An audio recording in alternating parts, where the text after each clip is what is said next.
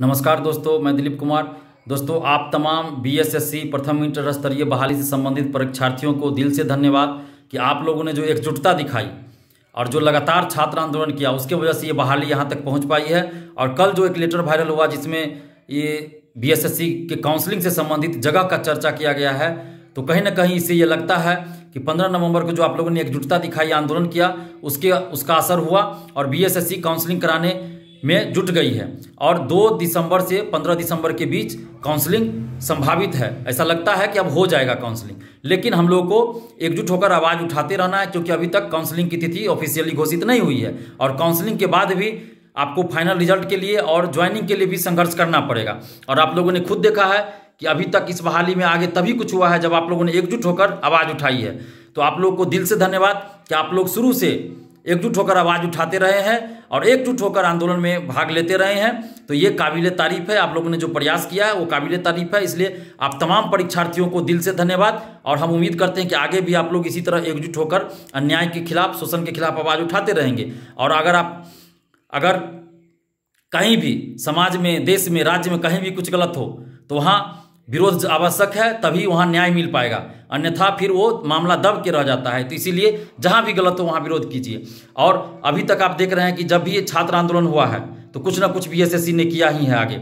और बीएसएससी के सचिव अध्यक्ष महोदय को भी दिल से धन्यवाद कि आप हमेशा जब छात्रों ने एकजुट होकर आवाज़ उठाई है तो आपने छात्रों की मांगों पर, परीक्षार्थियों की मांगों पर विचार किया है और आगे कदम कुछ ना कुछ बढ़ाया है। तो इसके लिए आपको दिल से धन्यवाद। और आपसे आग्रह भी कर रहे हैं, आपसे मांग भी कर रहे हैं अध्यक्ष और सचिव महोदय कि आप अन्य मांगों पे भी विचार कीजिए। जो परीक्षार्थियों की मांगे हैं उन सभी मांगों पे विचार कीजिए और उन मांगों को भी पूरा कीजिए और जल्द से जल्द इस बहाली को आप पूरा कर दीजिए।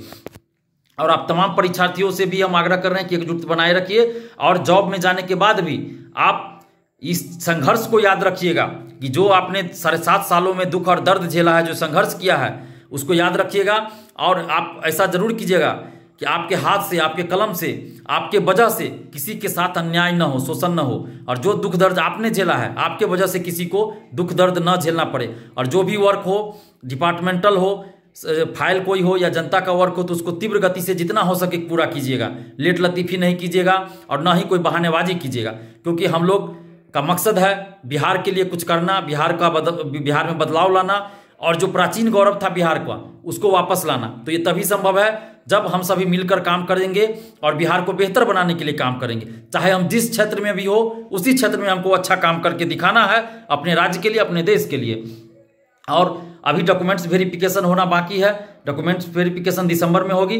तो आप लोग अपने अपने डॉक्यूमेंट्स को अरेंज कर लीजिए। जहाँ भी जो कमी हो उसको पूरा कर लीजिए, ताकि लास्ट समय में आपको जब काउंसलिंग हो उस समय आपको कोई हड़बड़ी ना हो। इसलिए अभी से आप अरेंज करके रख लीजिए। और अगर कहीं कोई दिक्कत हो, अगर हमारी ज़रूरत हो तो आप बेहिचक बोलिए। कोई शिकायत हो तो वो भी हमें बता सकते हैं। हमें फ़ोन करके या व्हाट्सएप करके आप हमसे संपर्क कर सकते हैं और बेहिचक कर सकते हैं। और हम लोग को आगे भी एकजुट होकर रहना है और अपने राज्य के लिए, अपने देश के लिए कुछ अच्छा करके दिखाना है। इसी संकल्प के साथ आप लोग अभी एकजुट रहिए और अपने अपने डॉक्यूमेंट्स को अरेंज कर लीजिए। और कल ही देखिए 3 तरह की बात हुई। किसान आंदोलन के आगे सरकार झुक गई, केंद्र सरकार, और कृषि कानूनों को वापस ले लिया गया। उसके बाद सुबह में देखिए होमगार्ड बहाली से संबंधित खबर छपी थी अखबारों में। 2010 में होमगार्ड की बहाली आई थी। कुछ जिलों में बहाली हो गई, बाकी जिलों में बहाली नहीं हुई थी। 1 नवंबर को हम लोगों ने आवाज़ उठाई थी और कल ही अखबारों में आई कि पटना से लेटर भेजा गया है और आदेश दिया गया है कि सभी जिलों में जहाँ जहाँ बाकी नहीं है, सभी जिलों में जल्द से जल्द इस बहाली को पूरा किया जाए। और रात में ये लेटर वायरल होता है बीएसएससी का। तो देखिए आंदोलन का असर हो रहा है। बस आगे भी हम लोग को एकजुट रहना है और एकजुट होकर अन्याय और शोषण के खिलाफ आवाज़ उठानी है। और अभी तक आप सभी परीक्षार्थियों ने जो एकजुटता दिखाई है, जो संघर्ष किया है, उसके लिए आप सभी को धन्यवाद, क्योंकि ये सिर्फ और सिर्फ आपके संघर्ष, आपकी एकजुटता का परिणाम है कि ये बहाली यहाँ तक पहुँच पाई है। तो इसके लिए आप लोग धन्यवाद के पात्र हैं। इसके लिए आपको दिल से धन्यवाद। जय हिंद।